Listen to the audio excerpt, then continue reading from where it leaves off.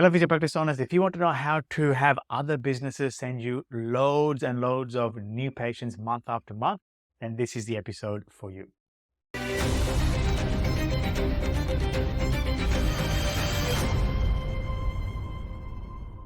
Hello, and welcome to today's episode. It's called Turbocharging Referrals from Other Businesses. Now, what I'm about to share with you, it's a 6-step process, and this process applies even if you have lots of practices all across the country, right? Or you are just starting out. These principles are very, very powerful. All right, so there's 6 of them. I'm going to break them down for you. So by the end of it, you're going to be very clear as to an action plan, or maybe you already have a plan like this in place. You can polish that action plan up to make sure that you put your best foot forward in terms of getting other businesses to keep referring new patients over to you. It becomes very, very cost effective and very powerful way of doing that as well. All right. So why is this a big idea, and why is this such a very powerful technique and a strategy? Well, if you think about it, the most powerful form of advertising is word of mouth, right? When somebody recommends your practice to one of their friends or family, that comes with a heavy weight, right? And typically, the chance of them coming over because of a recommendation is pretty high. But the downside of that is you are relying on a person or a bunch of people to do the work for you. It's unpredictable and you can't really scale it, right? So it's a bit hit and miss because you're really relying on the actual person to do the work. Whereas a successful joint venture relationship can really control the whole process and your input into it to bring you a steady stream of patients month after month. So the biggest difference is they're essentially the same thing. It is word of mouth, but you can control the input on it. So what is a good relationship between two businesses? Well, as you can probably imagine, if you have two businesses coming together, you just need to have one or two of these great joint venture relationships for you to get a constant stream of patients month after month, and a very cost-effective method as well. Okay, so it's typically a win-win partnership between two businesses, right? If you're trying to approach somebody else and you're trying to team up with them, you obviously need to have a reason why it's a really good idea for that particular business, right? And the way you do that is one of 3 ways, or ideally all 3 ways. Firstly, you need to make it really attractive for the actual business owner. What's in it for the business owner is number 1. Number 2 is what's in it for the business, right? How can the business benefit from the relationship you're about to create?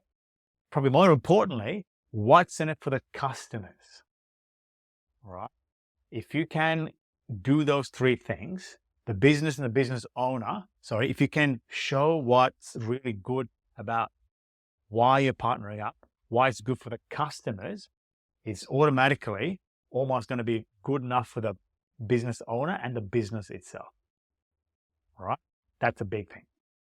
Okay, one of the ways you can make it look really attractive to the business owner and the customer is make sure that you are basically giving the business owner and the customer a gift, an exclusive gift from you to them. All right. And you want that to come from the actual business, the business owner, right? Which is a strong recommendation or a word of mouth referral. Now, when you present a gift to a business owner to give to their customers, what does that do? If you really think about it, right? Reverse the roles. If somebody came to you and they're offering a gift to you to give to your patients to create a lot more value for them that is not competing with you, that's a good thing for you, right? And when you do the same thing for this host or your joint venture partner, and when that word gets out, when the recommendation gets out to your customers, the business and the business owner looks really generous, right? And the customer feels really looked after, truly, truly looked after, because they're getting a gift, an exclusive gift. All right. So you're looking after the business and the business owner because the business and the business owner are made to look generous, and the customer feels very special because they get a gift from you that is very suitable to them. when you do it this way, when you get a recommendation from a business, all right, you get instant credibility, right? Because it's a recommendation. All right. It's just like a friend of yours recommending to one of their friends and family, right, to refer patients over to you. Same sort of thing. Okay. A couple of basics to really nail down before you actually put offers out, right? You need to find out to a very specific dollar value, what will be the cost of your offer? What's it going to cost you, right? And I'm talking about, all the time that you spend to create the offer, maybe the ways to communicate the offer, whether it be email, text, or leaflets, or the actual cost of the offer when somebody claims it. For example, if there's a free assessment, that's a cost, right? That's time lost, and you have to pay that staff. There's a cost for that. There's a cost for rent, all that kind of thing. You got to figure out the exact cost of it. That way, you know what you need to. That gives you a good idea as to what you need to at least make back throughout a patient's lifetime value. Now, that number you should already know. What is your patient's lifetime value? All right, or your LTV. So ideally, that number obviously should be much bigger than the cost of your offer. All right, and obviously you need to know your profit margins as well. All right, so operating profit margins. So you know exactly, okay, the lifetime value of a patient is this, the cost of your offer is this, right? And the profit margins are this. You know exactly what the profit is from this offer because you've nailed down all the three big components. All right. So this is the first big thing that you need to know. So whenever you create these offers, which I'll go in a bit more detail how to create them, right? The offer that you're going to give to the JV partner, right? When you get the cost of the offer, you can really nail down the overall value, the profitability of your deal. Okay. The next thing you need to have is what we call the right attitude, right? Now, when you approach a business, this should never be about selling your services or bringing in new patients. It should never, ever be about that. All right. Sure, that's the result you want. But if you go with that approach, that's not attractive to a business owner that you're approaching, right? You need to make it all about helping. Remember, it should be a gift. It should be you're trying to actually help the business owner and its customer. It should be about helping. That's a big, big one, right? And what you need to do is whatever offer that you come up with, once again, we'll go through a bit later on how to create an offer, right? You need to make sure that you really show the benefits of that offer to the business owner, and to the customer. Now, mainly their customer is what you really need to focus on the benefit of. Because if you give their customers a gift, automatically there's a benefit for the business and the business owner because they are made to look good. They're very generous. They're looking after the customers. So a lot of goodwill will create and build as well over time. Right. And the other thing is, whenever you're trying to partner up and execute this strategy, the actual business owner really needs to believe in the offer and the partnership. They really need to believe it. In other words, they can't just go, I'm not really sure, let's have a go at it, because that'll come through in some way, shape, or form with the communication to their customers. So it's really up to you in getting them to really get them to believe that it is good for them, that it's going to work for them, right? Why it's good for them, the business owner, the business, and the customer. All right. So right attitude is very, very important. Now, there are lots of different practices or businesses you can partner up with, right? One of the key things you need to keep in mind when it comes to partnering up and approaching these businesses is, quite obviously, they need to be non-competing, right? So in other words,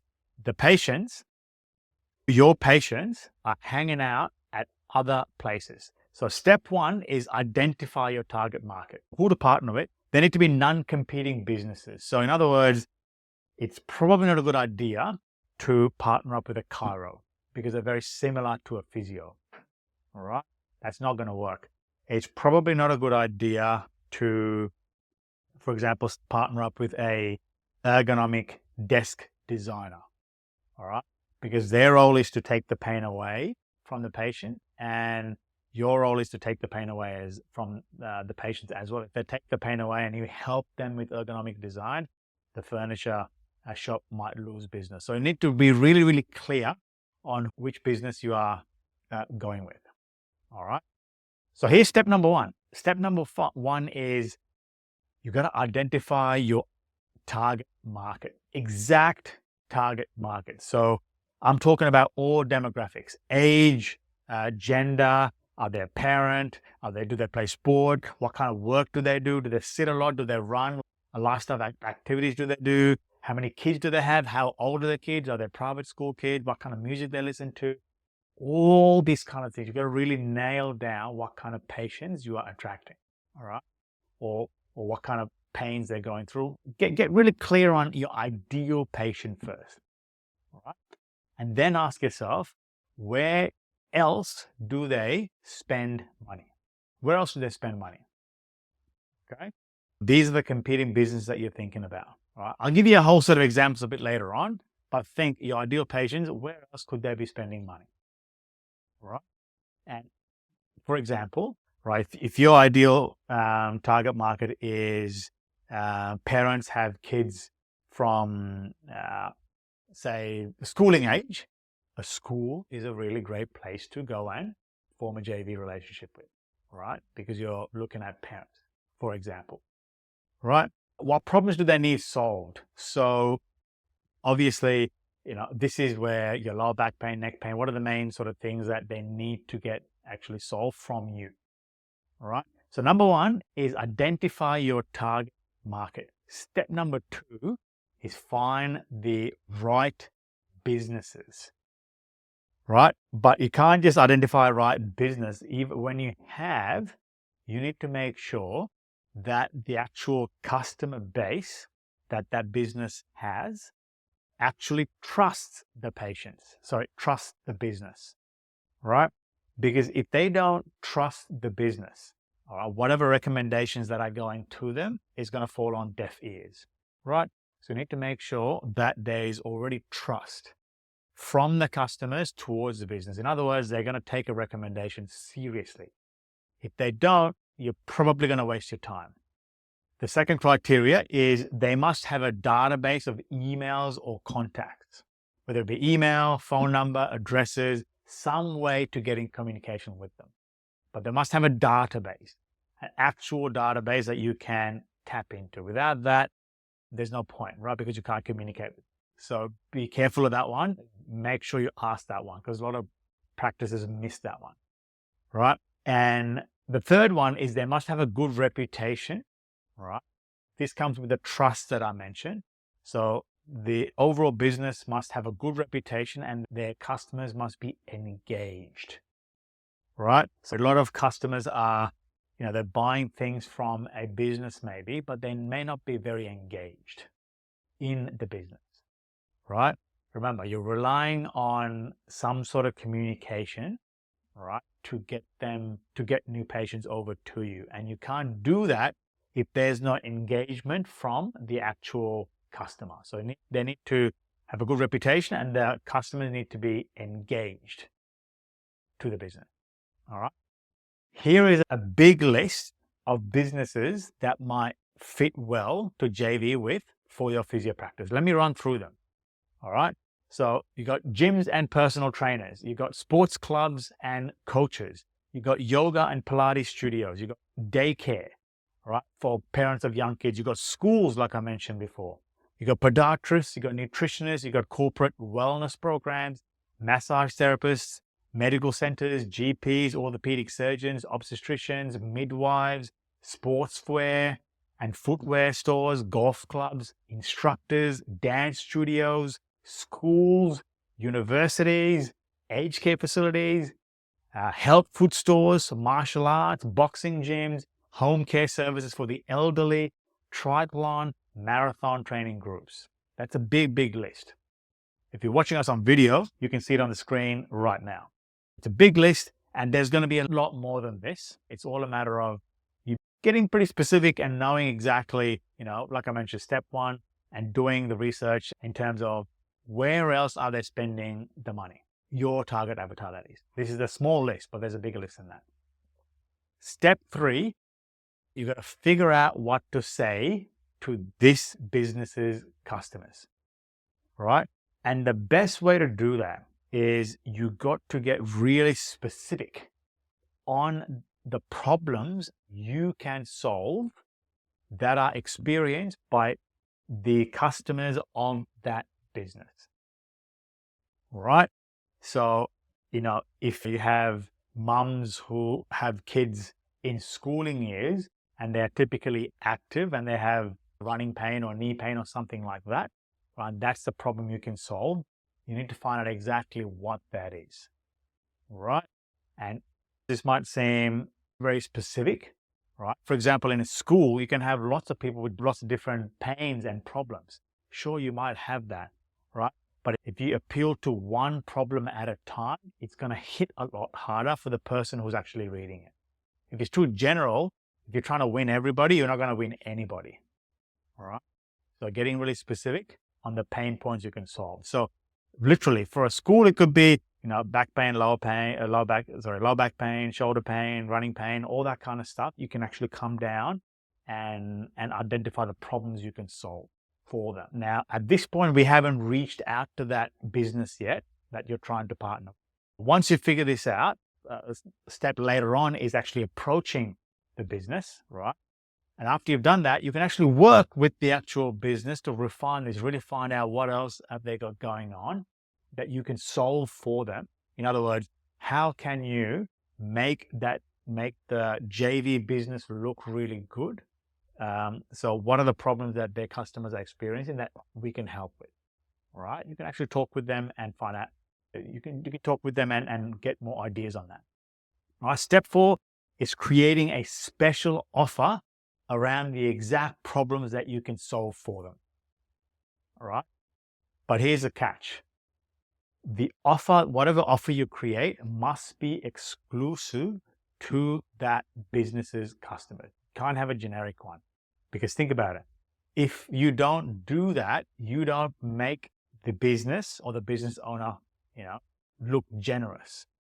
You need to firstly have them on board, the business owner and the business that is, have them on board that you're looking after them first. So you need to have an exclusive offer for them and their customers. All right. And then you should, remember we talked about before, finding exactly what your costs are for this offer. Then you need to make this offer something valuable to the customers of that business, but affordable for you, right? Make sure the numbers work. You want to make sure that you're not doing this process to lose money, but you need to make sure that you're making money as well on it. Okay. All right. So here are some example offers. This is for a soccer club, for example. All right. Offer 1 is free post-game recovery session for players. Maybe after they play on Saturdays or whatever it is, free post-game recovery session for players. Offer number 2, free injury prevention screening for club members. Number 3, discounted treatment plan for referred players. All right. Now, these are just examples only. You need to find out exactly what the problems you're trying to solve and create a very strong offer for that customer base. Okay. Then step 5 is delivering the message. Once you've created an offer, right, then it's all about delivering it. Remember, we talked about you need to pick a business with a database of customers that are engaged, that have email, text, or email, phone number, or address. Right? But the biggest thing is you need to get the actual host business to send the communication. All right? Because remember, you're trying to leverage word of mouth here. There's no word of mouth if you're sending the letters or communication to the database. That's not word of mouth. You need to get the business to do that, right? And you can only do that, remember, if you make it really valuable and answer what's in it for the business. You do that, then you can get them to send the communication through, right? So the typical ways of communication that work best are emails, text, and printed vouchers. They tend to work best. Printed vouchers are great. You might think that's a bit old school, but if you have a printed voucher, somebody might go, okay, cool, I don't need this right now, but maybe I will one day, right? If you're a soccer player, let's just say, they'll keep it somewhere and they'll come across it. Just going through stuff, they'll come across the actual leaflet and go, oh, great, now I can take advantage of this offer. They'll call you, right? Don't discount printed vouchers. They work well still, right? But if you want to scale this very quickly, one of the fastest and probably the cheapest ways to do that is emails and texts, right?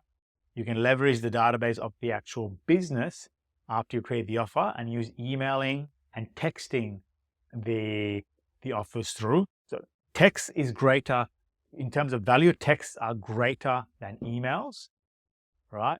So try and get your business to text and take care of the cost for the texting for the business, right? You want to make sure that there is no barriers for the business to actually promote you. All right. So how do you write the offer? This is the biggest part, right? This is the one that will either get you new patients or won't get you new patients and get the host business really interested in what you have to say. Okay. There's 4 main parts to it. The first part is you've got to create a strong subject line, especially if it's an email. All right. And this email, the primary thing about a subject line in an email is it needs to spark curiosity, right? The primary aim, the only aim of a subject line is to get the person who's receiving to open the email. So the only way you can do that is creating curiosity in the subject line, right? After that, when you open, let's just say the email, right? You have to have a really, really strong headline. And your headline is your offer that you created that's irresistible to the customers of that business, right? Now, this is a big one. The headline, when it comes to copywriting, the rule is 80% of the dollar is spent on the headline, meaning 80% of the work is done by the headline. If you have a bad headline, if it's not effective, you're not going to have the people reading the rest of the letter or the offer, right? You're going to have a very strong headline. That's the most important thing. And this is where a strong offer comes into play. I'll just share with you a bit later on what some of those offers could be, some extra ones, right? After that, so you have a subject line, headline, then the introduction, why this matters for the actual customer of the JV business, right? After that, call to action, exactly what to do to take advantage of your gift, right? That's it. Now, one of the things that physio practices tend to get wrong is they make the language very complex, right? And very medical, because obviously physios are university trained, and unfortunately that language can seep through even marketing material. You can't do that. If you do that, you're going to lose a lot of people, right? So the best way to write is to write to a 5th grader, right? Write like a 5th grader would understand, right? So keep it very simple, very easy to read, everyday words, very, very easy. But every word that you have in this offer and this letter, it must be absolutely necessary, right? If you have fluff, if you have just filler things in there, if you just filler words and you're just rambling on, you're going to lose them, all right? You just have exactly what you need to say in there, because people don't have a lot of time to keep reading on things that waste their time. So make sure that every word is absolutely necessary. Try and cut out as many words as you can. If you have a very strong headline, which is your offer, you should need a lot of words to actually get them to take an action, because the offer is very strong. All right. So here are some examples of subject lines. Now, if you're emailing, this is what you give to the host business to send to their customer. All right. For example, one of them is surprise gift for host businesses customers. All right. Special VIP offer for host businesses customers. Your Host business membership just got better. All right. So remember, they need to spark curiosity, right, and intrigue. So keep that in line. Obviously, you can get very, very creative with this, but the key thing is make it curiosity based. Okay. Now, headline examples. The headline, remember, is 80 cents of the dollar you're spending is on the headline, right? I'll give you an example. These are some headline examples, right? Get rid of muscle pain in one session or it's free. Exclusive injury prevention screening, free. Play better, recover faster on us, all right? Now, these are just very, very basic offers, right? These are not going to be right for you necessarily. You need to find out, remember, you need to go through the whole process. You need to find out what the customer's exact problems are and come up with a solution to that that's irresistible that you can solve. And you make that the headline. You do that, you're going to get their attention very quickly. They're going to be interested in reading the rest of it. Okay. And after the headline, remember introduction. So why is this a good deal for them? All right. And make it very, very clear how it helps them. I'll give you an example. Here's an example. As a host business member, understand that you might experience what are the issues that they're experiencing that you can help with. That's why we have a special gift for the community of the host business name. All right. And then after that, you can actually explain a little bit of what your headline is. So you've got your headline, you've got your intro, sort of leads on to then explaining a little bit about how that offer works, all right? After that comes the call to action. Now you got to tell them exactly what to do, all right? So you can say things like, call us now in the phone number to book your free session, all right? Claim your gift by booking your appointment at your website, all right? You can do that. Now, once you've done that, once you've got a basic idea of this, step 6 is now approaching the host business. Now you might wonder, why is this last? Well, if you really think about it, if you've taken the time, a little bit of time to come up with some solutions for that business's customers and a way to make that business look really good, you already have that in play. Then you take it to the host business, right? It's going to look really attractive. These guys have already done the work for us. They're kind of solving our problems for our customers that we can't solve. This is good. Straight away, you get a lot of credibility. All right. But remember, you need to make sure that this is not something you sell. This is something that you are gifting and helping the customer. So here are some things in what not to do when approaching other businesses. Don't make it sound like you're using them. As obvious as that sounds. Like I mentioned, the core principle here should be you're trying to look after them. You are looking after them and their customers. It's a gift to them, right? And the second thing is don't be vague. Explain exactly, very clearly why it helps the business and their customer. Very, very important. And don't go in without a strong offer, all right? Remember, you need to get the business and the business owner really interested in this. So you need to think about what problems that businesses' customers have that you can help with and create a very strong offer around that, right? Do that. It signals to that business owner that these guys have done some work and this we can use in our business straight away, right? To give value to our customers. So if you go without a clear, strong offer, you're probably going to waste their time and they're not going to have that time to be wasted, and they probably won't talk to you because there's no reason to.